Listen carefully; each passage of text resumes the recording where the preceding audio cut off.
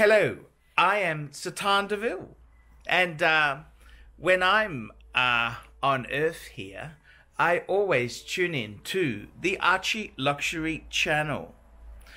ArchieLuxury channel. I always like to see what that buffoon is doing. From the wristwatch check, I like to see what that buffoon is doing.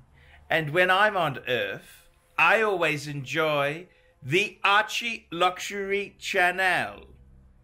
I'm Satan DeVille.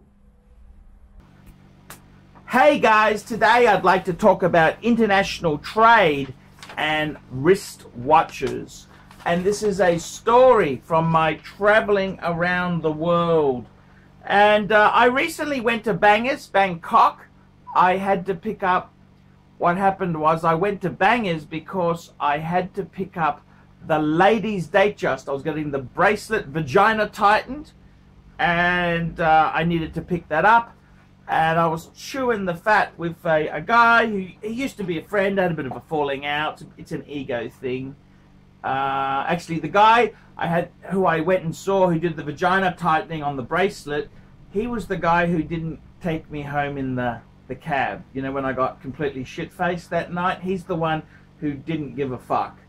But anyhow, that's another story. Let's not dwell on that. It's spilt milk. It's bygones. It should have been addressed at the time. So anyhow, the story is this is I want to talk international trade, and I want to make this as a warning for wristwatch lovers. Now, this is a very true story. So, in the day when I originally went to Bangkok to live, 2002, you used to have a lot of dealers who would bring in watches from their travels. They'd come into Bangkok. They'd do dealing, buy, sell. They'd sell some pieces, buy some pieces, and you know, it was just a good vibe. Guess what? Big brother, taxman, he wasn't getting a share of that, so he's fucking shitty. So now, you know, Bangkok itself there, it went from being, you know, I love the way they have free trade between countries and big corporations and that. Governments don't mean it for the small guys. Fuck no. Fuck no. They mean free trade for big end of town. See, they don't mean it for the small guys. Anyhow, the story is this. This is the story. You got to be so careful now when you bring watches into, say, Bangkok, because technically speaking, when you land at the airport, you need to declare watches you're bringing in. If they're over a certain value, which I think is about 1,000 Aussie, 1,000 US dollars, which is nothing in luxury watches, you got to declare it. So dealers would come in with a suitcase, and they've gotten into big sticky doo-doo. They've come in. Now, normally they just let you through, customs let you through, but you can be searched, and they'll ask you, did you declare, did you fill this form out? And all of a sudden you've lied on your declaration, and you could possibly have your goods confiscated. It's a fucking disaster. Now, I gotta tell you honestly, the situation in the world has gotten a lot fucking worse. Let me tell you this story. When I went to Thailand. Now I'm always very careful. Generally speaking, they will let you have one watch which you're wearing, and quick wristwatch check. I'm wearing the undone. Yeah, I've just got my watches in the boxes, and I just wanted to slap a watch on without having to wear one of my special watches, so I just slapped on an undone. No, I don't have an Amazon link below trying to flog the fucking thing. I don't think Undone really likes me. I said a few, well, I'll just honest. I don't know. If it wasn't free, I don't know if I'd fucking buy one myself. But it's free, and I thought, oh, I'll just put it on. It reminds me of my Speedmaster Amiga, so I miss that. I miss it. Anyhow, okay, this is a fucking nasty, nasty story. There's a big shopping center in Bangkok. It's called Kong, MBK. It's a big shopping center. And there's a number of really big gold and also watch shops there. Anyhow, what happens?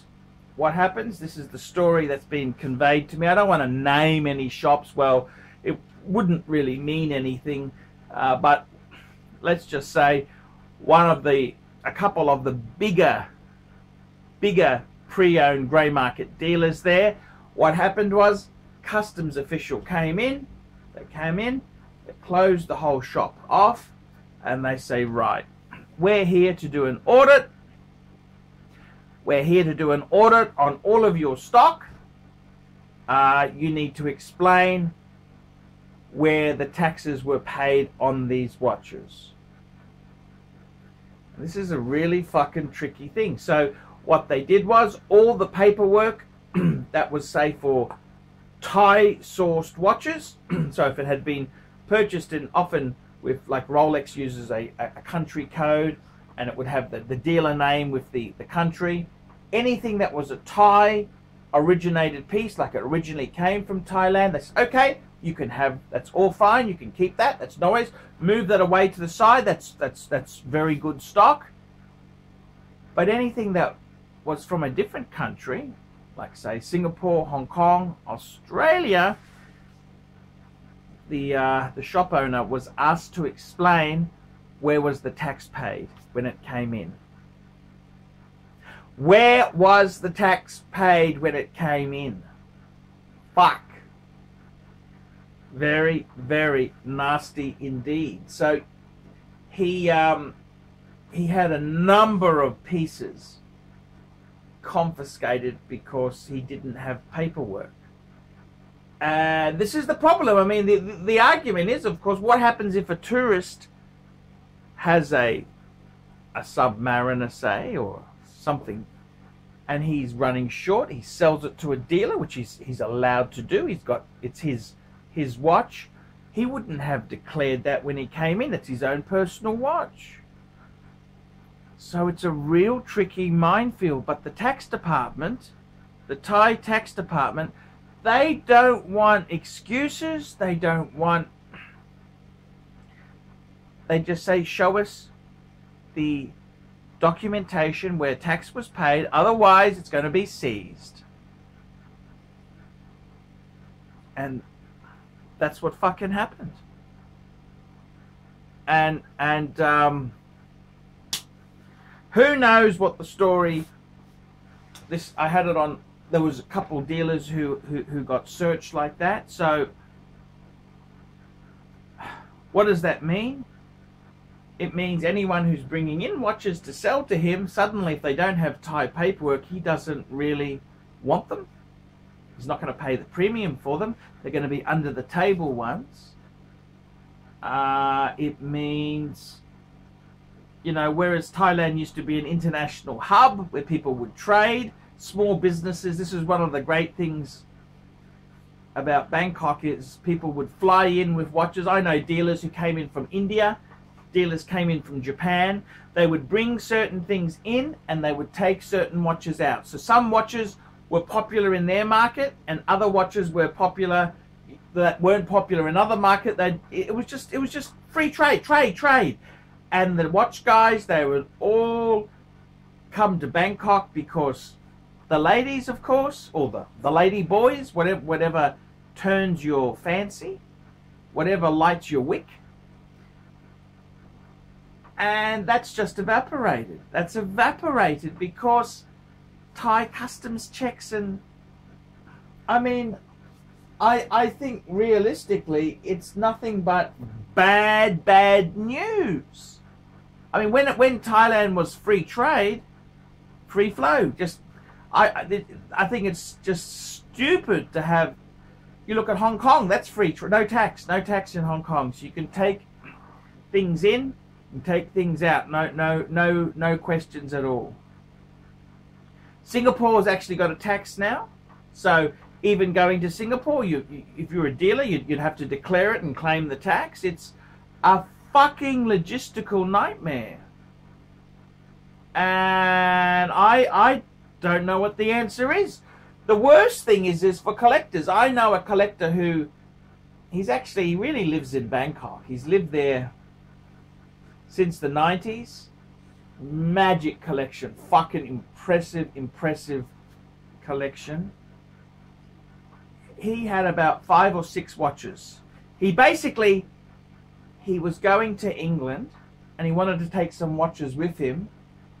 And he took them with him, went out to England. So these were in Bangkok. He never got any paperwork to say they were, but these pieces, he took them out. He took them to England. When he came back, he was searched. Why didn't you declare these pieces? We said, well, it's just such a horrid mess. He said, they came here for originally anyhow. These are just my own personal watches. And they'll give you a watch or 2, maybe 3, but any more than that, they think he's a dealer. And he ended up paying $1 million baht, which is what, 30,000 US dollars, to get them out. Very, very nasty stuff. So what does it mean? What does it really mean? Well, it means free trade. You know, this globalized world where we're supposed to have free trade, tariffs coming down. Yeah, that's for big business. That's for big business, the big end of town. Small business, they're gonna fuck you over. Okay, they're gonna fuck you over. I just can't believe the stupidity. I mean, Bangkok used to be a hub not only for wristwatches, but for gemstones, non-diamond. Diamonds were never a big. Well, they had diamond trade, but actually they do. They have a GIA. You can get GIA certification in Bangkok. You know, it's a hub. These are little hubs that have just closed down. If you're a watch person, fuck, you wouldn't take 20 pieces or 10 pieces over there. You'd be fucking scared the bastards would confiscate them at the other end. And I mean, when you're talking sports Rolex, you know, two-tone bluesy, Daytona, sub, there isn't that much fucking margin in them. I mean, a dealer honestly would make, sometimes he's making 5% on them. So if you declared them as you brought them in, how do you get that fucking tax back when you leave? Do you get that tax back? Could you imagine the fucking rigmarole to fill out the paperwork for this fucking shit? It's a disaster. It's a fucking disaster. And this is what's happened in Bangkok. I mean, fuck. You know, these Asian countries should be encouraging free trade. You know, I'm all for free trade for everyone. I don't think taxes or duties are fucking fair at all. You should have free trade. But when they fuck over the little middleman, those dealers aren't coming. They're not coming anymore. And it's really sad. Thailand is actually it used to be a really, when I was there in the noughties, the early noughties, 2002, 2003, 2004, it was a little trading hub. People would come because they wanted to have a cheap holiday, fuck a few girls, and do a bit of business. It was just a great cover and a front, and it was just fucking cool. Now, would I take 5 to 10 Rolexes in? No fucking way! No fucking way! No way in the world I wouldn't take him in, because not only would I not take him in, but how do I get him back into Australia? I've got watches in Australia. How can I honestly take them to Bangkok? How would I get them out again? You know, and this is the silly thing. Free trade and this here, they talk about, you know, tariffs, protectionism and all this shit. They only mean it for the big guy. The small guy is continually getting fucked up the ass. That's the reality. And and it's such a shame, such a shame. So I don't know if they realize what an effect it has on tourism. I mean, you can't go to Bangkok anymore. Where do you go to trade? Hong Kong. Hong Kong's overpriced for a lot of things. Singers, Singapore. I suppose Singapore's okay. Singapore, it's expensive. It's hard. You know, it's just fucked. The world is just fucked. This free trade stuff, it's just fucked. It's not for the little guy.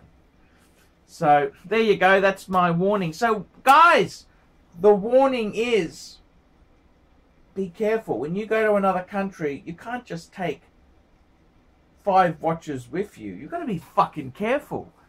Think about, you know, you've got to fill out forms to say you're, you got to make sure that you acknowledge that these pieces are in Australia. Then you've got to pay duty. It's just a fucking minefield.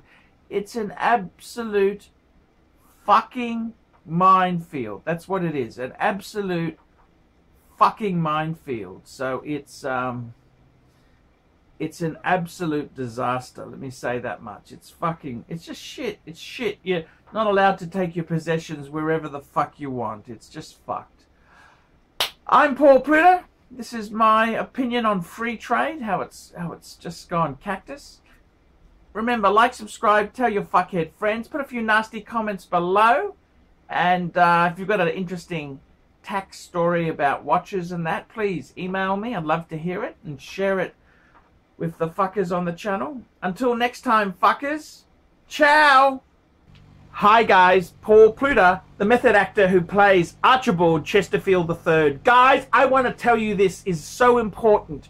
Guys, I depend on my Patreon supporters. Just this week, I used my Patreon funds to get myself a fantastic, lightweight, gimbal travel camera.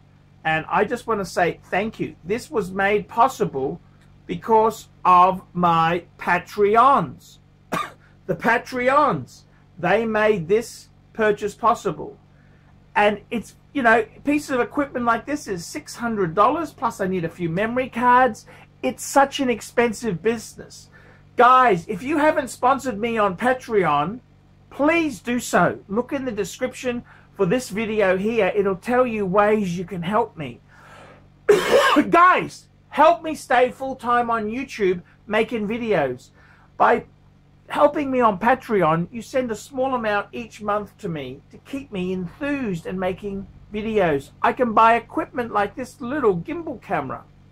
Guys, come on, help me a lot, help me very much so, because guys, I want your help. I need help to make quality content.